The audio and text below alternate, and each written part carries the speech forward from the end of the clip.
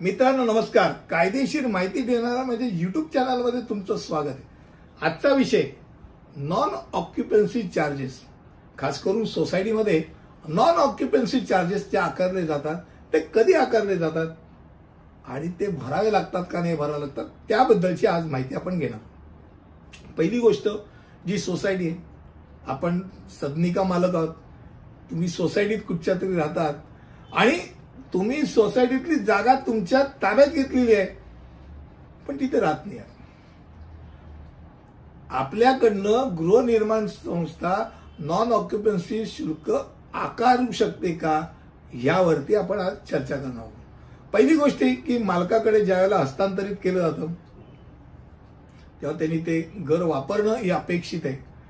तथापि युनिट तुमचं रिकामं राहतं आणि तुम्ही ते रिकामं युनिट जेव्हा सबलेट करायला जाता म्हणजे भाड्याने चढवलं जातं तेव्हा त्या युनिटवरती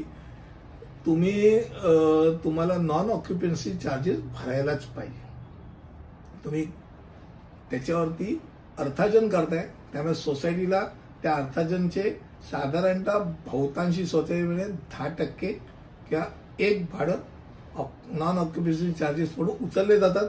आता बऱ्याच वेळेला ही गोष्ट आहे की महाराष्ट्र सरकारने जारी केलेल्या परिपत्रकानुसार सहकारी संस्था अधिनियम 1960च्या कलम 79 अन्वये नॉन ऑक्युपन्सी शुल्काची रक्कम सोसायटी सेवा शुल्काच्या 10% पेक्षा जास्त असू नये. मेंटेनन्स चार्जेस समजा धरून चला तुमच्या सोसायटीने 10,000 रुपये असेल तर तुम्ही 1,000 रुपये नॉन ऑक्युपन्सी चार्जेस महापालिका कर वगळून तुम्ही आकारू शकता.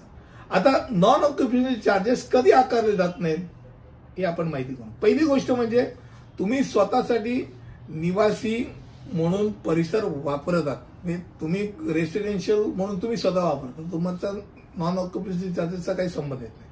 तुमच्या कुटुंबातील जवळचे सदस्य, आई वडील, तुम्ही पती असेल तर पत्नी असेल तर पती, मुले, भावंड, म्हणजे जवळचे नातेवाईक जर तो फ्लॅट वापरत असेल तर तो नॉन ऑक्युपन्सी चार्जेस मध्ये मोडत नाही.